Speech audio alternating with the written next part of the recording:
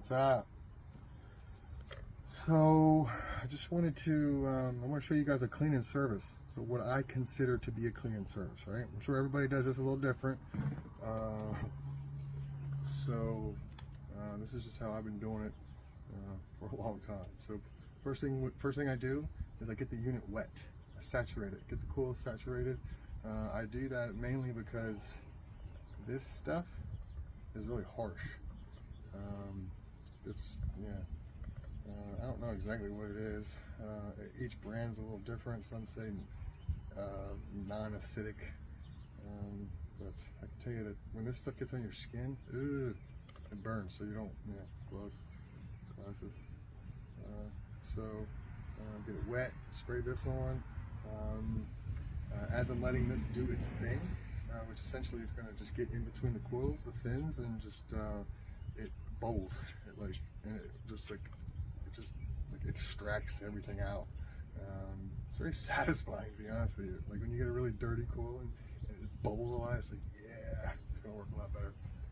So this particular unit, I pretty much maintain it, or I have on a yearly basis, so it's not going to be that dirty, but nonetheless, it's still good to go. So I'm going to get to it.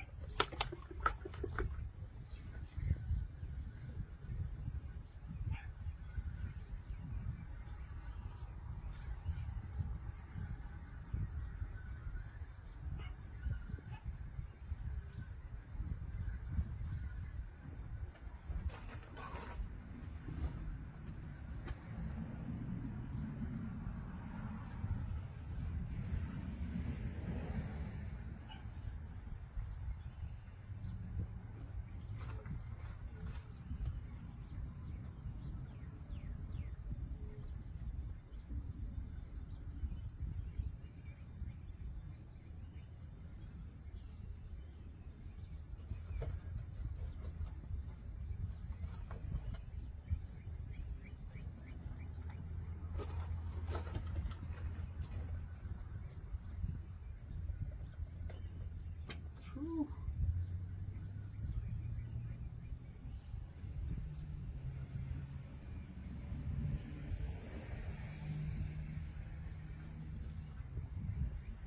Alright, yeah, well, letting that do its thing, so I just come here. I got this bucket prepared already with some car wash.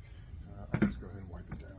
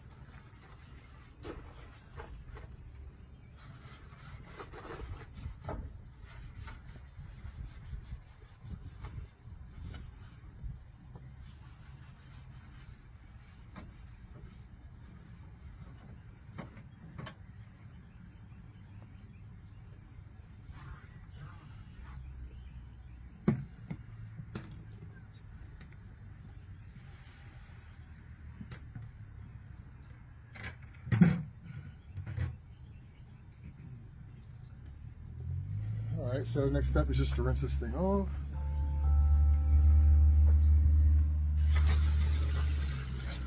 Yeah, so once I rinse it off, I'll go ahead and keep the inside. There's a coil on the inside. So this is American Standard. So this would be referred to as a condensing coil. And there's also a coil on the inside, which is the evaporator coil. So once I'm done here, I'll move in there. I'll make sure that coil is clean. And Yeah, it's crucial that that coil, I mean, it's crucial that they both stay clean, but the inside coil, just by the nature of like the system itself and how it works, it's got to have air blowing through it all the time, so it tends to pick up accumulate dust. Which when we accumulate too much dust, what ends up happening is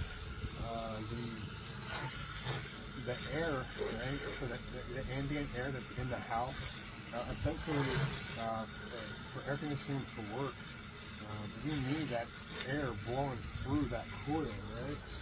Because essentially what we're doing is we're heating the refrigerant up, superheating it. And so when that coil gets plugged, air can't go through. And what happens from there, when we're not adding any heat, so essentially we got some really cold refrigerant running through the coil, and when it falls below 32 degrees, right, freezing, well, whenever there's a difference in temperature, you're going to get condensation, right? So below 32 degrees, condensation, eventually it'll just freeze right up.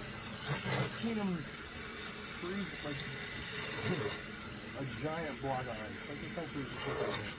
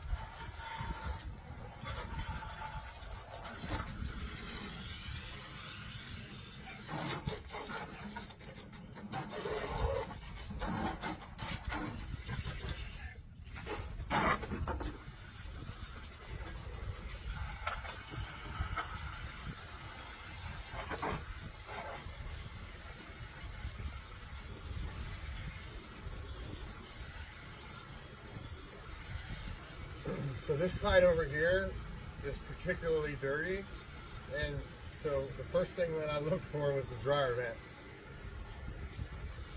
So when this comes on, this fan up here is actually pulling air through this coil and discharging it out the top. With the dryer vent being right here, it tends to suck the lint in.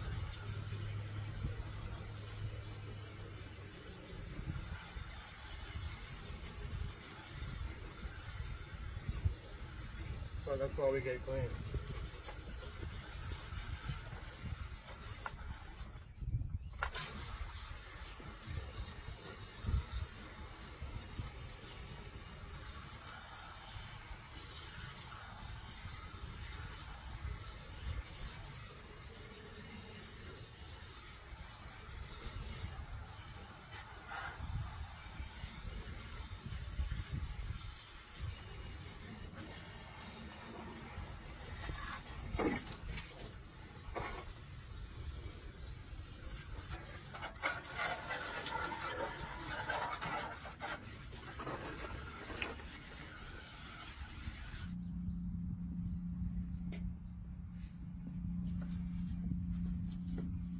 Alright, so from here I'm going to go inside real quick. I'm just not even going to bring this in.